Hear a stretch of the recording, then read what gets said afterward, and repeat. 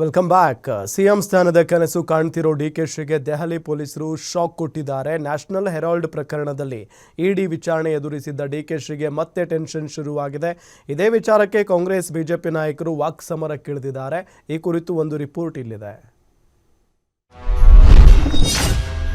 CM ಕನಸು ಕಾಣ್ತಿರೋ ಡಿಕೆಶಿಗೆ ಹೊಸ ಸಂಕಷ್ಟ. ನ್ಯಾಷನಲ್ ಹೆರಾಲ್ಡ್ ಕೇಸ್ನಲ್ಲಿ ಬಂಡೆಗೆ ನೋಟಿಸ್. ಇದು ಟಾರ್ಗೆಟ್, ಕಿರುಕುಳ ಅಂತ ಕಾಂಗ್ರೆಸ್ ಕಿಡಿ.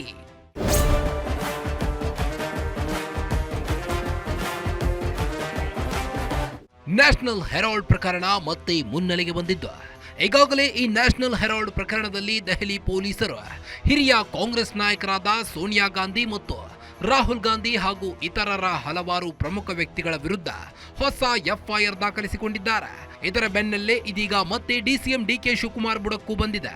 ನ್ಯಾಷನಲ್ ಹೆರಾಲ್ಡ್ ಕೇಸ್ ತನಿಖೆ ನಡೆಸುತ್ತಿರುವ ದೆಹಲಿ ಪೊಲೀಸರು ಹಣಕಾಸು ಮತ್ತು ವಹಿವಾಟಿನ ಮಾಹಿತಿ ಕೋರಿ ಡಿಕೆ ಶಿವಕುಮಾರ್ ಅವರಿಗೆ ನೋಟಿಸ್ ಜಾರಿ ಮಾಡಿ ಡಿಸೆಂಬರ್ 19ರಂದು ವಿಚಾರಣೆಗೆ ಬರಲು ಸೂಚನೆ ನೀಡಿದ್ದಾರೆ.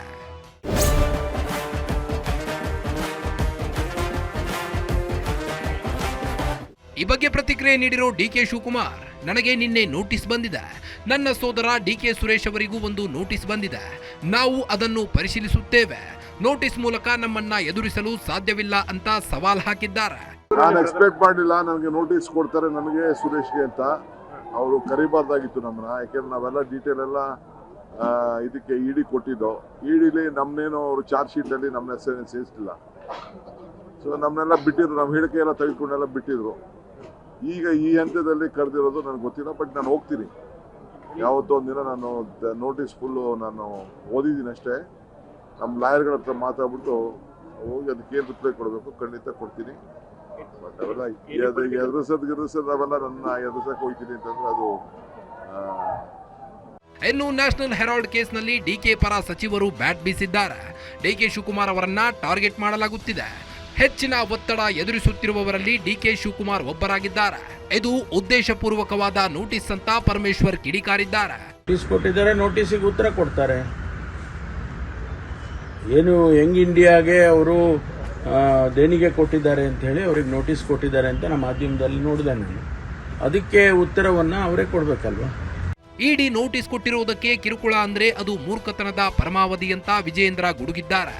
ಪುರಾವೆ ಇಲ್ಲದೆ ರಾಜಕೀಯ ಪಕ್ಷ ಮುಖಂಡರ ಮೇಲೆ ತನಿಖೆ ಮಾಡಲು ಆಗಲ್ಲ.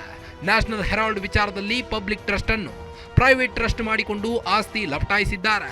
ಈ ವಿಚಾರವಾಗಿ ತನಿಖೆಗೆ ಬರಲು ಹೇಳಿದ್ದಾರೆ ಎಂದಿದ್ದಾರೆ. ಕೇಸ್ನಲ್ಲಿ ಯಾವ ರೀತಿ ಗಾಂಧಿ ಕುಟುಂಬ ಒಂದು ಪಬ್ಲಿಕ್ ಟ್ರಸ್ಟ್ ಅನ್ನ ಪ್ರೈವೇಟ್ ಟ್ರಸ್ಟ್ ಆಗಿ ಪರಿವರ್ತನೆ ಮಾಡಿಕೊಂಡು ಟ್ರಸ್ಟಿಗಳನ್ನ ಅದರಿಂದ ತೆಗೆದಾಕಿ ಇವರಿಗೆ ಬೇಕಾದಂಥ ವ್ಯಕ್ತಿಗಳನ್ನು ಟ್ರಸ್ಟ್ ಒಳಗೆ ಸೇರಿಸಿ ಆಸ್ತಿಯನ್ನು ಲಪಟಾಯಿಸಿರುವಂಥದ್ದು ಇವತ್ತು ಬಹಿರಂಗವಾಗಿದೆ, ಜಗಜ್ಜಾಹೀರಾಗಿದೆ. ಹಾಗಾಗಿ ನ್ಯಾಷನಲ್ ಹೆರಾಲ್ಡ್ ಕೇಸಲ್ಲಿ ಇವತ್ತು ತನಿಖೆ ನಡೀತಾ ಇದ್ರೆ ಇವರಿಗೆ ನೋಟಿಸ್ ಕೊಟ್ಟು ತನಿಖೆಗೆ ಬನ್ನಿ ಅಂತ ಹೇಳಿದ್ರೆ ಡಿ ಕೆ ಶಿವಕುಮಾರ್ ಅವ್ರಿಗೆ ಇದು ತೇಜೋವಧೆ ಅಥವಾ ಪೊಲಿಟಿಕಲ್ ವೆಂಡೆಟಾ ಅಂತ ಅನ್ಸಿದ್ರೆ ಇದು ಮೂರ್ಖತನದ ಪರಮಾವಧಿ. ಒಟ್ಟಾರೆ ಸಿಎಂ ಆಸೆಯಲ್ಲಿರುವ ಡಿಕೆಶಿಗೆ ನ್ಯಾಷನಲ್ ಹೆರಾಲ್ಡ್ ಪ್ರಕರಣ ಸಂಕಷ್ಟ ತಂದೊಡ್ಡಿದೆ.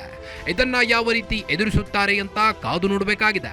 ಕವನ Shivanna, political bureau, guarantee news, Bengaluru.